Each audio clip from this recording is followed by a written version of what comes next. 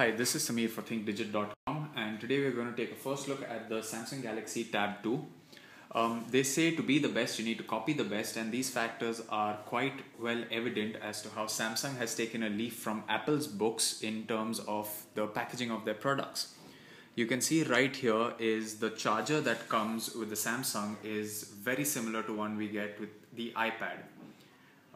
The resemblance is uncanny. The Samsung charger looks like a big brother of the Apple charger, which is really nice and small. It's not only the charger that's the same, but the dock connector as well. The Samsung and the Apple, both the dock connectors are very similar in their looks. The biggest difference, however, is the tablet. So this is the Samsung Galaxy Tab 2. It is a 7-inch device. It has a very clean front. There are no physical buttons on the device. The front just has the earpiece because the device has the ability to make calls, and the front facing camera for video chat. On the left side you have the SIM card slot where you can insert a full size SIM card, and you have a micro SD card slot for expandable memory. On the rear of the device you have a 3 megapixel camera for clicking pictures, and on the right you have the sleep, wake, on off button and the volume rocker. Overall, the device has a very good feel in your hand. It weighs about 340 grams, which is very nice, and it's very comfortable to hold as a tablet, but as a phone it is quite inconvenient to use. The device runs on Android 4.0 Ice Cream Sandwich. There is no news as to whether it will be updatable to Jelly Bean or not. In terms of hardware under the hood, the device is pretty impressive. It has a dual-core 1 GHz processor, 1 GB of RAM, and the internal storage varies from 8, 16 and 32 GB depending on the model you want. There is expandable storage up to 32 GB via micro SD card, which is great, so you're never limited with space. The review unit we received has 16 GB of internal storage. Since this is a Samsung product and it has the TouchWiz skin, you also get the Samsung apps, chat on, and a bunch of other preloaded apps such as Games Hub and so on.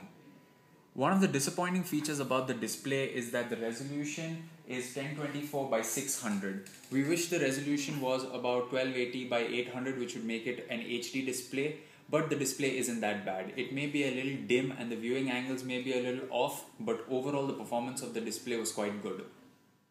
Since there are no physical buttons on the face of the device, most of the functions can be controlled by buttons here. You have back, home, multitasking, and a very nice fourth button out here which is for taking screenshots. So if you want to capture anything on the display, you just press this button and it'll capture a screenshot for you.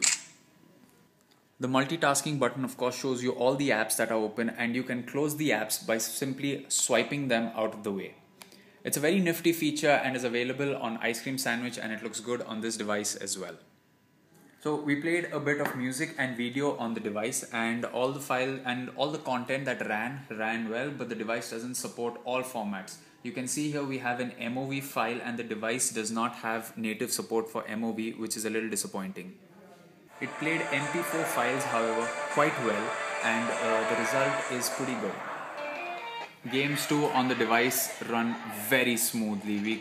We played a lot of games on the device for quite a long time, and it was a lot of fun. The device does not lag, the load times are pretty quick. It's a very snappy device to play games on. The keyboard on the tablet too is very nice and comfortable to use. Typing is very neat and easy, and there are no problems as such. The number pad also is kept right on the top, so you don't have to go to any alternate keyboard layout to access the number pad. It's very seamless, and most of your basic functionality is right there, making this a very convenient keyboard to use. So one of the biggest disadvantages we faced was trying to transfer contact from a Mac to this device. The device gives you a pop-up saying you can log on to android.com/file transfer to transfer the files from a Mac to the device, but it did not work properly, and we had to resort to a third-party application called AirDroid to transfer the content such as music and videos onto this device. Another disadvantage of the device is that the Google Play Store does not have a lot of apps that are optimized for the tablet experience. You can download a lot of apps from the App Store, but we'll give you an example of Facebook. So the Facebook app is very much reminiscent of its smartphone counterpart, and it's not a lot of joy navigating through it as it is on the iPad. As you can make out, the interface is very similar to that of the smartphone, and there is very little that is done out here to make the interface much more tablet friendly or to take advantage of the 7-inch display. We don't even have the chat option available on the right, and it feels very lackluster. This is just one example. There are many apps in the App Store which do not take advantage of Android tablet device. Overall, for a price of 20,000 rupees, the device has a lot to offer. It's got great power under the hood, a neat interface. TouchWiz appeals to those who are used to Samsung. If not, you can always download an alternate launcher from the Google Play Store. The battery should last you about 2 days of average use. It lasted us about 2 days and we played around with the device quite a bit. The expandable memory is nice along with the ability to make calls. The downside is that the display resolution could have been better, viewing angles aren't the best, and transferring data from a Mac to this device caused us a bit of problems.